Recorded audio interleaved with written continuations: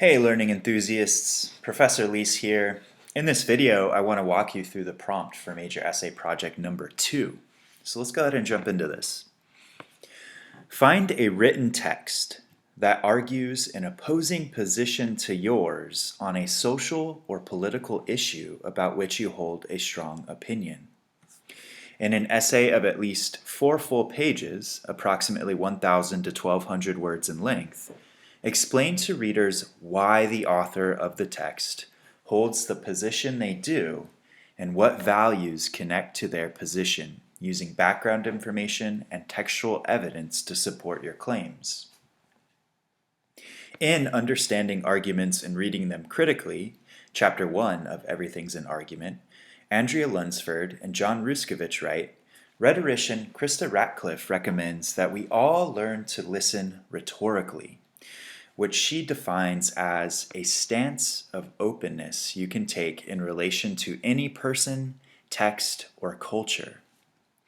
This is easier said than done, they admit, especially when emotions and disagreements run high.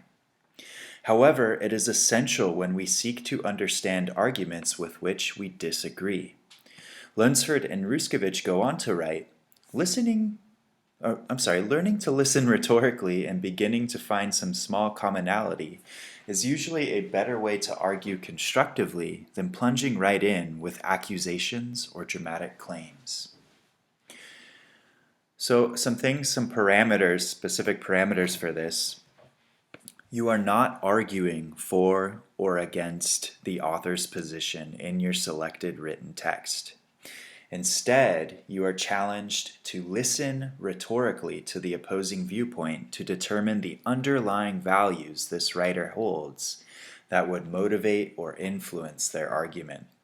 To do this, you will need to characterize the author's argument fairly and sympathetically without judgment. So let me just elaborate and explain this a little bit more. So what we're challenged to do with this essay is to find a written text, so an essay or an article, that where the author is expressing a point of view with which we disagree. Okay, so it should be a topic that you have an opinion about, and the text that you select should be expressing a point of view that you do not agree with. Okay, it goes against what you think about that particular issue. But instead of trying to prove that writer wrong or trying to explain why you think they're wrong or explain why you think you're right about that particular issue, you're going to analyze the writer's argument in order to determine why they think the way they do. And so in order to do that, you're going to need to identify the underlying values that the writer holds. So the things that they hold to be important, the guiding principles that they might live by that would motivate them to make this position or to express this position. Okay? So we want to keep that in mind. We're not arguing for or against the author's position. Another parameter to keep in mind, you are not simply conducting a rhetorical analysis either. The rhetorical devices should not be your primary focus.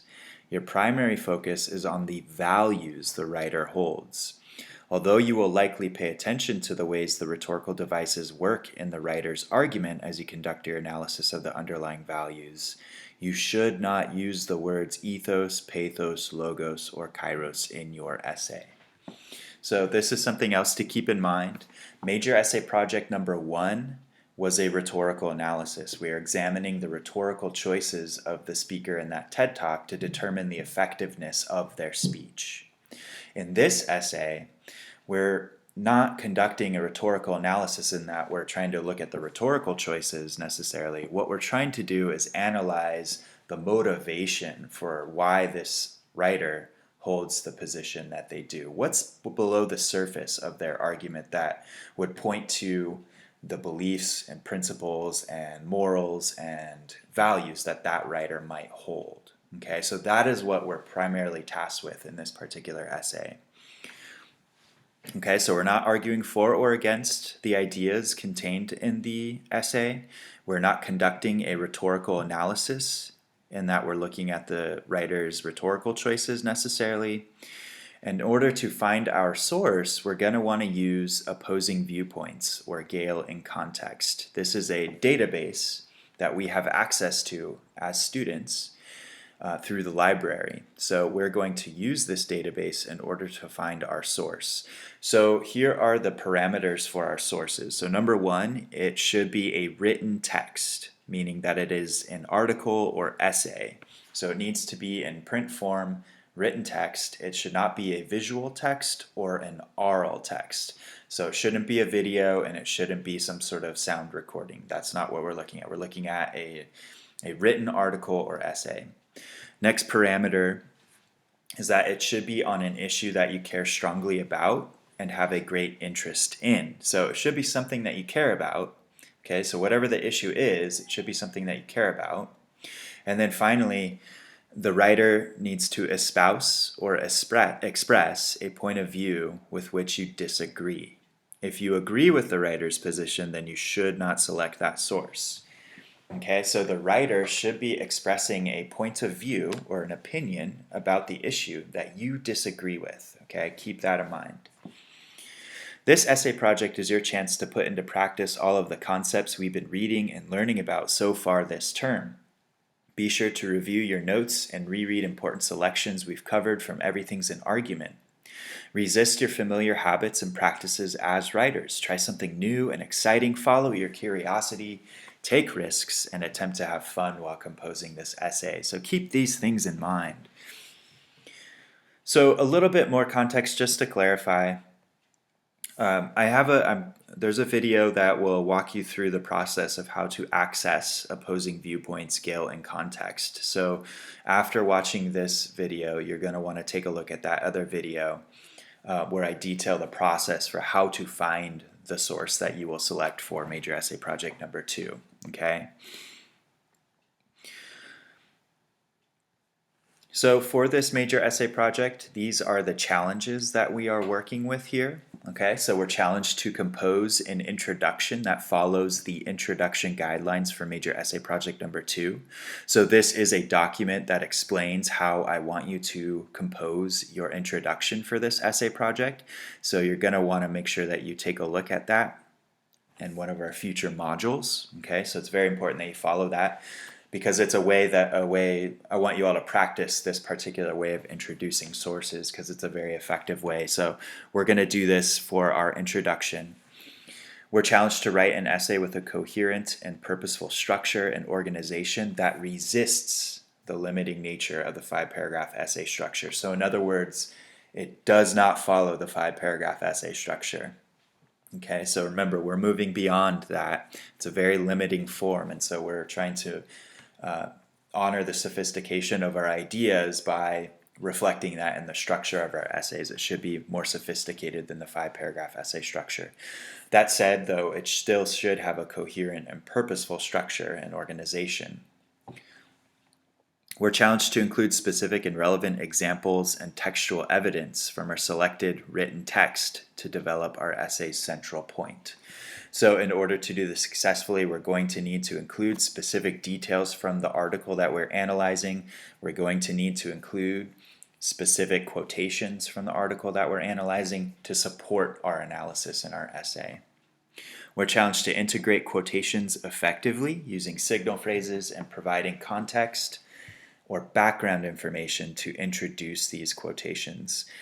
So there's a document that I introduced earlier in the semester called Integrating Quotations. And so it's very important that we're returning to that document to see the different considerations that we will put into practice when we're integrating quotations into our writing. We're challenged to write at least 8 purposeful and organized paragraphs, each one focusing on a distinct point or idea that helps develop the overall point of the essay. So this is important to keep in mind. This is a minimum. You can write more than 8 purposeful and organized paragraphs, but you need to have at least 8. We're challenged to treat paragraphs as a unified progression of ideas rather than disconnected items in a list. So in other words, we want to avoid the listing effect. So the listing effect is when we're just treating our points as disconnected, separate items in a list. Point 1, point 2, point 3, point 4.